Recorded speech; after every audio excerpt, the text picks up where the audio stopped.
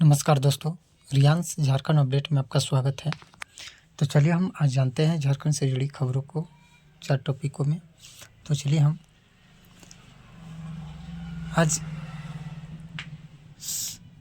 जो भी हादसे होते हैं, दुर्घटना होती है, उससे रिलेटेड हम इस वीडियो में जानेंगे। वीडियो में आगे बढ़ने से पहले यदि मेरी वीडियो पहली बार देख रहे हैं तो मेरे यूट्यूब चैनल को सब्सक्राइब करें, लाइक, कमेंट और शेयर करना ना भूलें। तो चलिए देर न करते हुए हम वीडियो की ओर चलते हैं। मुख्यमंत्री हेमंत सोरेन की अध्यक्षता में झारखंड राज्य आपदा प्रबंधन प्राधिकार की समीक्षा बैठक, कई प्रस्तावों पर बनी सहमति। सड़क हादसे में मृत के आश्रितों को अब 4 लाख रुपए मिलेंगे। सड़क दुर्घटना में मृतक व्यक्ति के आश्रितों को राज्य सरकार 4 लाख रुपए देगी। अभी तक यह राशि 1 लाख रुपए थी। 4 लाख की उक्त राशि विशिष्ट स्थानीय आपदा अंतर्गत चिन्हित अन्य आपदा में मृत व्यक्ति के आश्रितों के समरूप दिया जाएगा। यह फैसला मंगलवार को मुख्यमंत्री हेमंत सोरेन की अध्यक्षता में हुई झारखंड राज्य आपदा प्रबंधन प्राधिकार की समीक्षा बैठक में लिया गया। बैठक में राज्य में सड़क दुर्घटनाओं की अनुग्रह राशि बढ़ाने की सहमति, कई प्रस्तावों पर निर्णय लिए गए। बैठक में राज्य के आपदा प्रबंधन मंत्री डॉक्टर इरफान अंसारी, मुख्य सचिव अविनाश कुमार, अपर मुख्य सचिव अजय कुमार सिंह, सचिव प्रशांत कुमार, सचिव विप्रा भाल्स सहित अन्य अधिकारी उपस्थित थे। गोताखोरों में महिलाएं भी होंगी शामिल। पानी में डूबने से होने वाली मृत्यु की संख्या को ध्यान में रखकर 48 गोताखोरों को चिन्हित कर प्रशिक्षण दिलाने के प्रस्ताव पर घटनोत्तर स्वीकृति दी गई। बैठक में मुख्यमंत्री गोताखोरों की संख्या को बढ़ाने पर भी बल देते हुए पुलिस जवान एवं गृह रक्षकों को सम्मिलित किए जाने के साथ साथ महिलाओं को भी शामिल किए जाने को लेकर कार्य योजना बनाने का निर्देश दिया। आप सभी देख सकते हैं इस वीडियो में तस्वीर में मीटिंग का जो जायजा लिया जा रहा है। आगे चलिए देखते हैं। युवा आपदा मित्र स्कीम से जुड़े स्वयंसेवकों का होगा डेटा बेस तैयार। संथाल परगना के दुमका, गोड्डा, पाकुड़ एवं साहिबगंज जिले में युवा आपदा मित्र स्कीम कार्यान्वित किया जा रहा है। इस स्कीम से जुड़े स्वयंसेवकों का डेटाबेस तैयार करने और उसे emergency response support system ERSS से संबद्ध करने का निर्णय लिया गया है। इसका उद्देश्य आवश्यकता के समय आसानी से युवा आपदा मित्रों की सेवा लेना संभव हो पाएगा। इस संदर्भ में मुख्यमंत्री ने SOP बनाने एवं कार्य लेने के दौरान उन्हें कुछ भत्ता प्रदान करने का भी प्रस्ताव तैयार करने का निर्देश दिया है।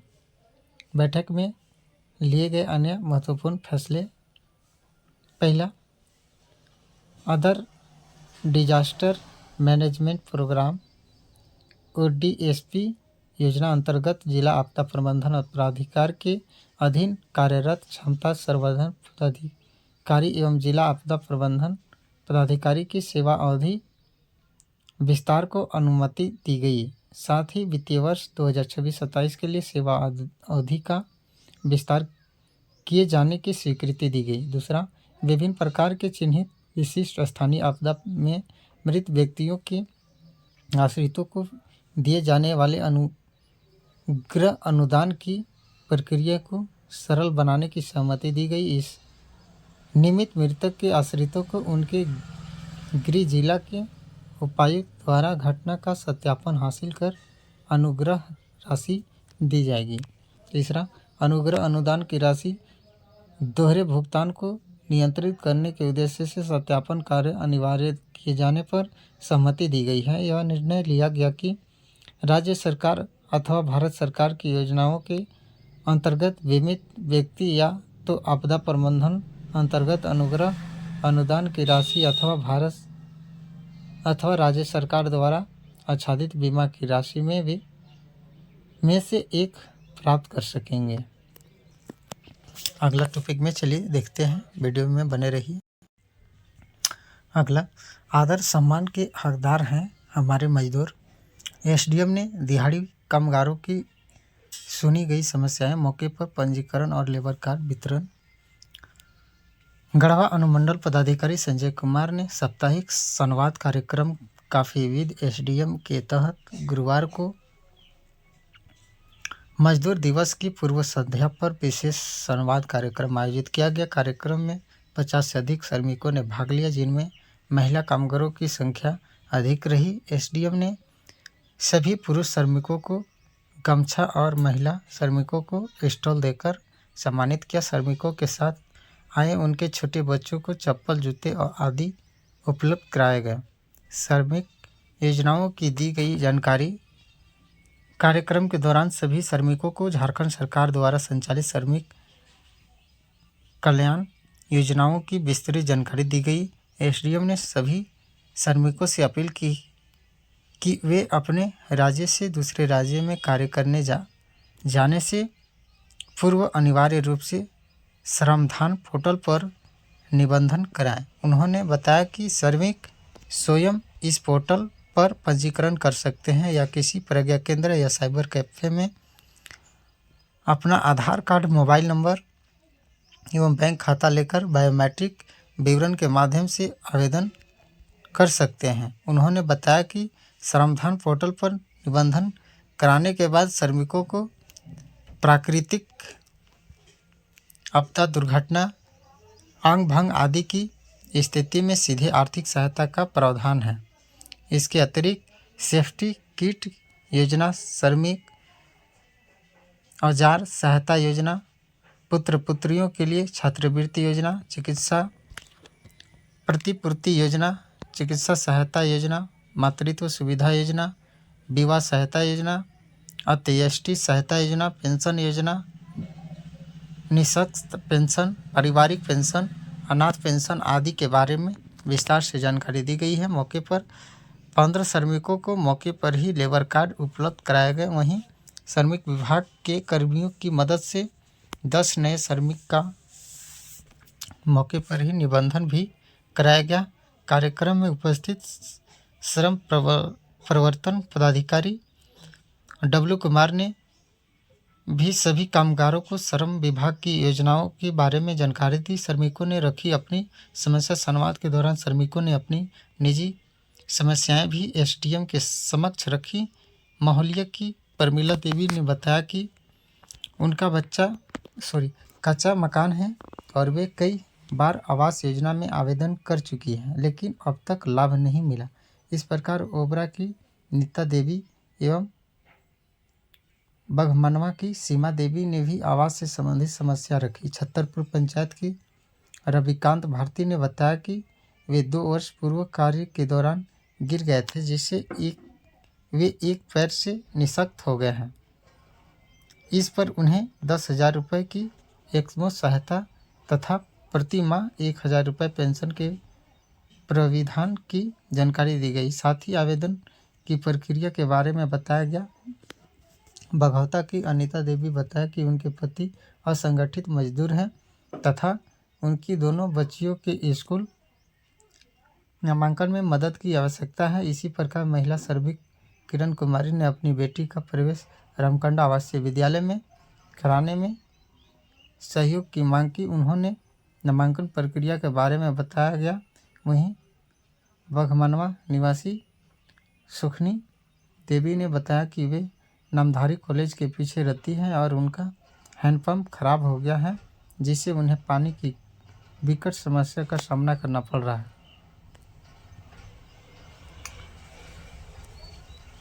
आगे इस पर संबंधित विभाग को सूचना देते हुए त्वरित कार्रवाई के लिए बोला गया। बिचौलियों से सावधान रहने की अपील। कुछ श्रमिकों ने यह भी बताया कि श्रम विभाग में बिचौलिए हावी हैं और वे श्रमिकों को मिलने वाली डीबीटी राशि में कमीशनखोरी करते हैं। इस पर एसडीएम ने सभी से तथ्यों के साथ लिखित रूप में शिकायत करने का सुझाव दिया है। कहा है कि वे किसी भी बिचौलियों के चक्कर में न पड़े और स्वयं जागरूक बने। एसडीएम ने सभी मजदूरों को अपना मोबाइल नंबर भी उपलब्ध कराया और कहा गया कि कोई भी उनसे पैसा मांगता है तो वे सीधा उन्हें फ़ोन करें। एसडीएम ने सभी को अंग वस्त्र प्रदान कर सम्मानित करते हुए कहा कि मजदूरों का सम्मान करना उन पर कोई एहसान करना नहीं है, बल्कि यह तो समाज का दायित्व है। वैसे भी किसी विकास योजना के सबसे पहले और प्रमुख भागीदार हमारे श्रमिक भाई बहन ही होते हैं, इसलिए वे सच्चे आदर और प्रेम के हकदार हैं। अगले टॉपिक में बात करते हैं। चलिए देखते हैं। 3 महीने से लगा रहा था चक्कर। जो अधिकारी बोले जिसका खाता है उसे लेकर के आओ। बहन का कंकाल लेकर पहुंचा बैंक। इस व्यक्ति का बहन का खाता एक बैंक में था, जो कि वहाँ पे उनका पैसा था, इसे बहुत ज़रूरत था इनको, और जो कि इसी पैसे का लेकर के बैंक में कुछ अनगढ़ भाषाएं का भी प्रयोग किया गया बैंक के माध्यम से। तो चलिए इस वीडियो में देखते हैं क्या है मामला। 3 महीने से लगा रहा था चक्कर। अधिकारी बोले जिसका खाता है उसे ले आओ। बहन का कंकाल लेकर पहुंचा बैंक। उड़ीसा के क्योंझर जिले से अस्पद करने वाली घटना सामने आई है। यहाँ एक आदिवासी व्यक्ति अपने दिवंगत बहन के खाते से पैसे निकलाने के लिए उसके कंकाल को कंधे पर रखकर उड़ीसा ग्रामीण बैंक की मालीपोशी शाखा पहुंचा। इस व्यक्ति का नाम जीतू मुंडा 50 वर्ष है। वह डियानाली गांव का रहने वाला है। उसकी बड़ी बहन कलारा मुंडा 56 वर्ष की मृत्यु 26 जनवरी 2026 को हुई थी। वह बहन के रुपए निकालना चाहता था। जीतू मुंडा निरक्षर है और वह कई बार बैंक गया। उसके मुताबिक बैंककर्मियों ने जमा राशि निकालने के लिए उसे खाताधारक को लाने को कहा। हर बार उसने बैंक अधिकारियों को बताया कि खाताधारक उसकी बहन है जिसकी मौत हो चुकी है। फिर भी अधिकारियों ने उसकी बात नहीं सुनी और खाताधारक को बैंक लाने पर अड़े रहे। मजबूर होकर वह कब्र से निकालकर बहन का कंकाल कंधे पर रख 3 किलोमीटर पैदल चलकर बैंक पहुंचा और बरामदे में कंकाल रख दिया। कंकाल देखकर बैंक अधिकारी सहम हो गए और तुरंत पुलिस को सूचना दी।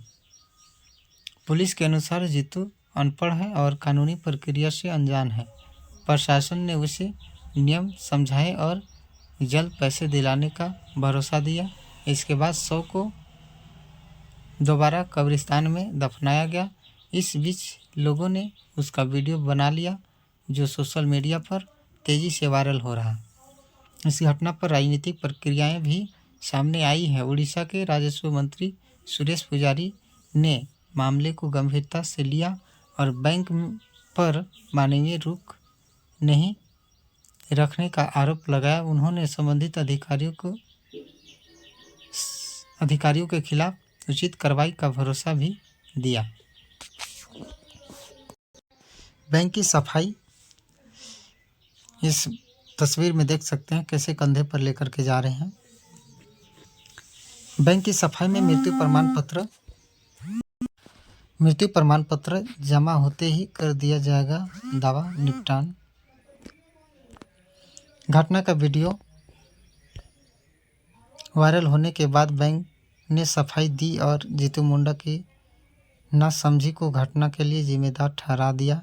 उड़ीसा ग्रामीण बैंक का संचालन इंडियन ओवरसीज बैंक के अधीन होता है। बैंक ने एक विस्तृत बयान जारी कर कहा कि जीतू मुंडा में दावा निपटान प्रक्रिया को लेकर जागरूकता की कमी है। उसमें शाखा प्रबंधक द्वारा बताई गई प्रक्रिया को समझने में अनिच्छा भी थी। इसी वजह से घटना घटी। बैंक ने एक्स पर एक पोस्ट में कहा, बैंक का मकसद खाते में जमा गरीब आदिवासी महिलाओं के पैसों के हित की रक्षा करना था। इसमें किसी भी तरह की उत्पीड़न की कोई बात नहीं है। बैंक मृत्यु प्रमाण पत्र जारी करवाने के लिए स्थानीय अधिकारियों के साथ लगातार संपर्क में भी है। मृत्यु प्रमाण पत्र जमा होते ही दावे का निपटारा प्राथमिकता के आधार पर कर दिया जाएगा। बैंक अधिकारियों ने पैसे निकालने के लिए मृतक के मौजूद रहने की मांग नहीं की थी। इस तरह की इस घटना का प्रतिक्रियाएं हैं। तो चलिए ऐसे ही टॉपिकों के साथ फिर से हम आप सभी के बीच नेक्स्ट वीडियो में मिलेंगे। यदि मेरी वीडियो अच्छी लगी हो तो मेरे यूट्यूब चैनल को सब्सक्राइब करें, लाइक कमेंट और शेयर करना ना भूलें। धन्यवाद।